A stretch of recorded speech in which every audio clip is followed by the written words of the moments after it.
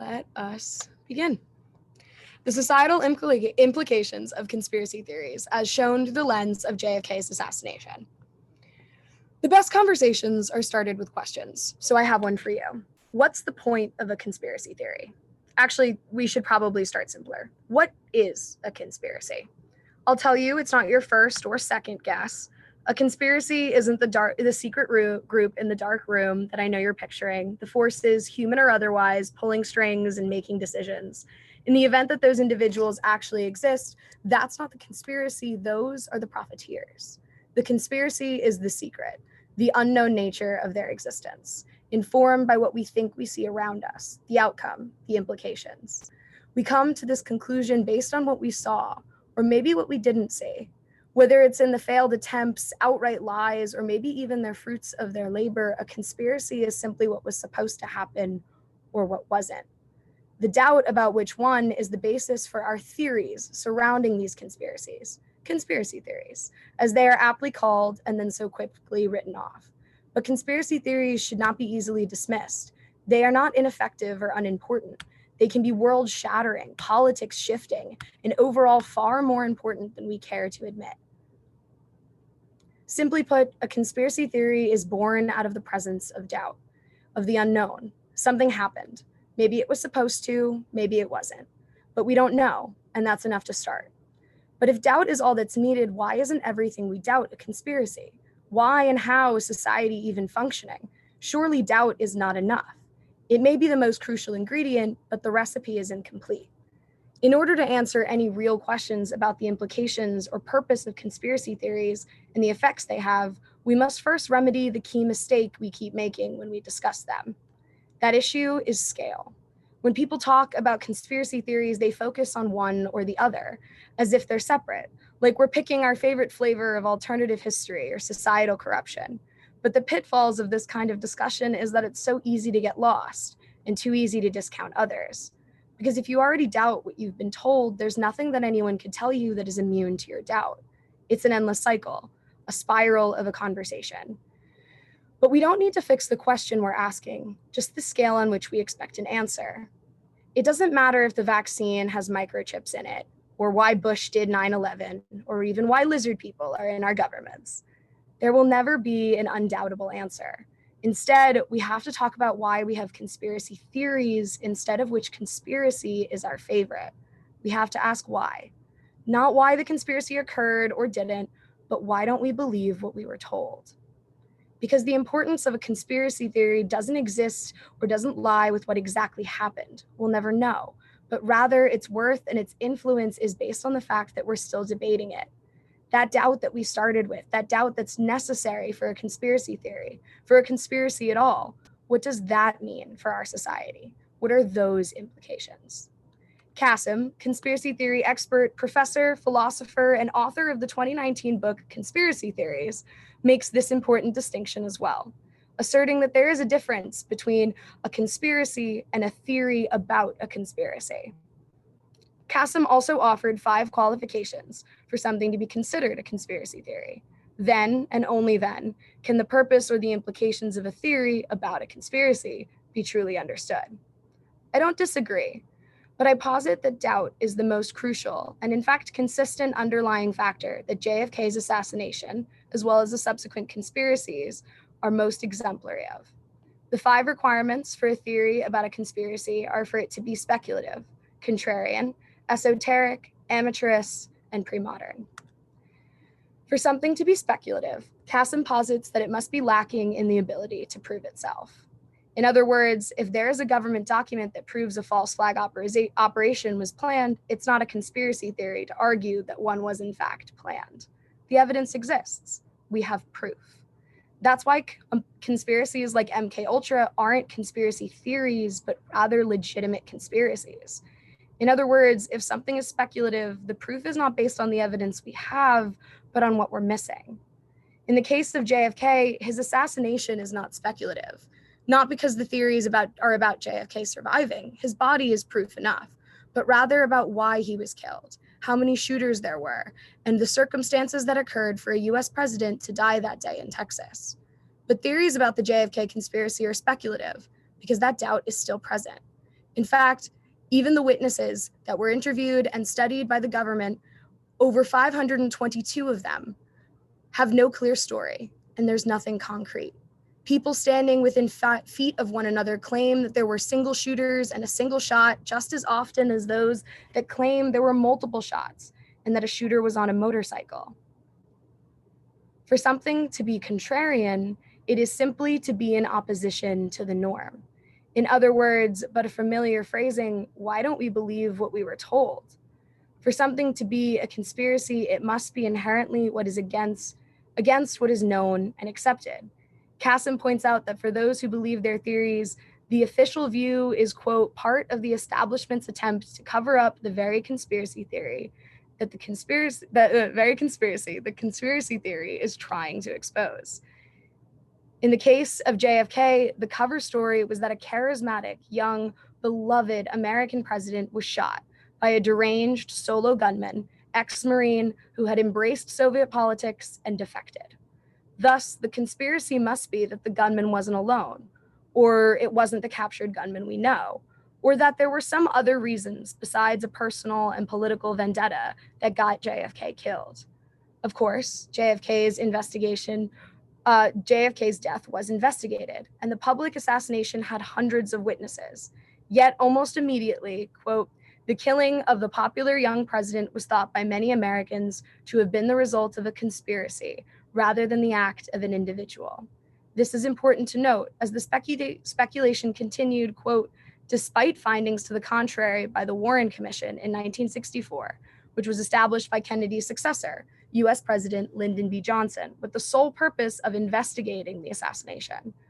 Something that is more and more acceptable when you realize that the commission itself was often contradictory, playing into the doubt of the public, fueling that speculation. Overall, even into our modern day, quote, the incidents remained a subject of widespread speculation. Kassim offered these 5 qualifications for something to be a conspiracy theory as separate. An event can have one or a combination of the 5, but those that have all of them, those that are truly considered conspiracy theories, fulfill a purpose, and it would be remiss to ignore how necessary each factor is for the other.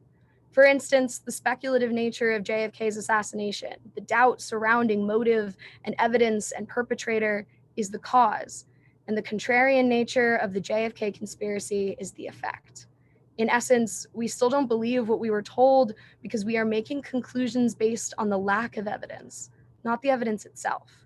Perhaps then, if a theory fits Kassim's requirements, it is not only considered a conspiracy, but a more effective one, given how many requirements it demonstrates. For something to be esoteric, it needs to not be easily understood by the masses, since it requires specialized knowledge. JFK's death is evidence of this, because if something is esoteric, it won't be easily understood or easily discounted. In the case of JFK, the specialized knowledge was medical or firearms related. In fact, knowing the implications of the angle at which the bullet entered JFK's skull is often referenced by believers and skeptics alike as proof or evidence of the shooter. According to the government's investigation, it is proof of a single shooter, a single shot, and a single bullet. But in order for an individual to come to a valid and objective conclusion with the data offered, they would need to have specialized understanding of firearms, snipers, and physiology. Most people do not. This rarity makes the requirement a building block on the previous 2. Since after all this evidence comes from the government report, it is still speculative, and there is a great deal of doubt regarding said cover story. But it is speculative, and thus there will always be doubt. Kassim goes so far as to argue that the more esoteric something is, the more appealing it is. So even if we wanted to trust those in power of the or those in charge of the investigation, the presence of doubt will always be there, making JFK and any conspiracy or theory about said conspiracy impossible to ever fully discount. For something to be amateurish, it must be championed by those that are not in power, or at least those who do not see themselves as the ones in power. Otherwise, it fails to be contrarian. It must be unacceptable, or at least discountable to those who are experts, to those who have the specialized knowledge the conspiracy's esoteric nature necessitates. The theory about a particular conspiracy must be championed by those without the resources to confuse it with the cover story. It is in this way that each requirement, speculative, esoteric, contrarian, and amateurish, build upon one another, each laying a stronger and stronger foundation for the conspiracy theory itself. In the case of JFK, this situation is similar to its contrarian status. Those who are discussing the JFK assassination with the intent to prove a conspiracy are, for the most part, not scientists. They're not experts. If they were, they'd have the resources of those in power and thus could not be trusted. So you see then how each aspect of a conspiracy makes it more and more impossible to discount. They are self-fulfilling prophecies in this way. According to Kassim, pre-modern is the final requirement for a conspiracy theory to be considered as such. Pre-modernism refers to, quote, the view that complex events are capable of being controlled by a very small number of people acting in secret. In this way, the requirement is unique. It is less a matter of the specific circumstances or evidence surrounding an event and more about the individual or society that is judging it. In the case of JFK, Kassim poses the question of, quote, why did Oswald decide to murder Kennedy in the first place? He answers that in a modern view, quote, people do crazy things, and there are limits on our ability to make sense of their actions. In these cases, there is no deeper meaning to be found, and there are no all-powerful conspirators pulling the strings. In a pre-modern view, however, there must be a reason. There must have been someone allowing for this event to occur, but we don't know who, and we don't know why. Once again, doubt remains the most consistent and important factor. Personally, I think that this requirement is badly named. It's not about the time frame. It's about the underlying societal assumptions.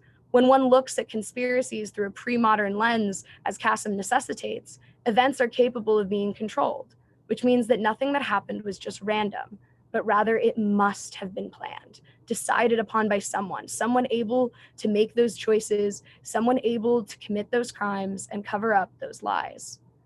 If one does not subscribe to what Kassim calls pre-modern thinking, then actions of others can be recorded, but the why doesn't matter, because what happened may have just been meaningless happenstance. There isn't a right or wrong view in this regard, but the choice reveals much about the society and what it is willing to believe or accept. Our modern society may not seem like one in which few people could work in secret, but all conspiracies require that. And our belief inside conspiracies reveal that our modern world makes secrecy much harder, but not impossible. In fact, even while the average American appears on 70 security cameras a day, something that only increases with the importance of a person or situation, it doesn't stop the public from viewing events like JFK as, quote, a subject of widespread speculation and ongoing debate. In a sense, this requirement is just doubt in another form, asking not what you think happened, but what do you think humanity is capable of? How much do you think you could get away with? How much do you think others could? Perhaps what society considers a conspiracy theory is a glimpse into what we think we are truly capable of. These 5 requirements are typified by the JFK assassination and the JFK conspiracy as a whole. The speculative nature is afforded through the lack of consistent evidence, the presence of doubt. Even an investigation ordered by the President of the United States couldn't stifle suspicion. How could it? The contrarian nature of the JFK conspiracy grew more and more with each official story, with each truth. How could still be doubted, and each cover story offered by the same government that may have been responsible. The evidence offered by the government was esoteric, revolving around bullet paths, medical autopsy, and firearms knowledge that the rest of the country and the world was not qualified to understand. Thus, in turn, this only fueled the speculation and doubt. After all, how can one feel convinced of something they do not comprehend? This, combined with the amateurish nature of those committed to the cause, meant that the evidence was easy to doubt, easy to misunderstand, and anything that was beheld as truth had every reason to be false. In turn, doubt grew, inspiring others to view this through a pre-modern lens and ask why, and actually demand an answer. It's the same question we've been asking this whole time, and the final requirement for a conspiracy theory, the assumption that there is a reason. While these requirements are portrayed as a checklist by Kassim, I find that it is better to view these requirements like a pyramid, with each requirement necessitating the last, building a stronger and stronger case for the conspiracy to be influential, untouchable, and in every way that JFK wasn't, immortal. This finally leads us back to our first question, which we can now answer. What is the point of a conspiracy theory? Cassim philosophized that the basic function of anything worthy of being considered a conspiracy theory was to advance a political or ideological objective. I don't disagree with this, and how this is often the outcome of a conspiracy theory. But JFK's assassination was over 55 years ago, and while it altered American politics, it has outlived its political era. And politics are not stagnant. The requirements of a conspiracy do not have a time limit. Thus, conspiracy theories that outlive their political eras and thus their function cannot be so limited in their purpose. So, what else is the reason? I think the pre-modern lens is the thing that distinguishes a conspiracy theory from a debate and showcases its true purpose. If we believe there is a reason, all of the other requirements have meaning. Otherwise, the debate, the conspiracy, the outcome, it can all be chalked up to fate or destiny or coincidence. And how could that have meaning? Perhaps conspiracy theories are meant to be mirrors, held up to our society, our culture, to reflect what we care about and talk about and think we are capable of. Because it's 2021 and we're still discussing this, meaning that while one aspect of a conspiracy theory might be to promote a political ideology, it's not the purpose of it. We are the purpose of it. We are the implications. We live them. The world we live in, but more so how we view it and others as a result of our belief in conspiracies, is as important as the actual conspiracy theory.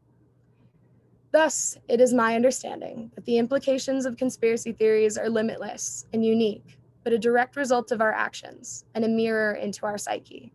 The conspiracy theory itself is just the independent variable, and at their core, conspiracy theories are a natural and even human response to doubt and the unknown. The implications of a conspiracy theory can be different, but regardless, they are a mirror unto our society, of what we care about, and they are proof of our desire to answer questions we know we will always be forced to speculate over. At their core, they are proof that we crave and hope for reason.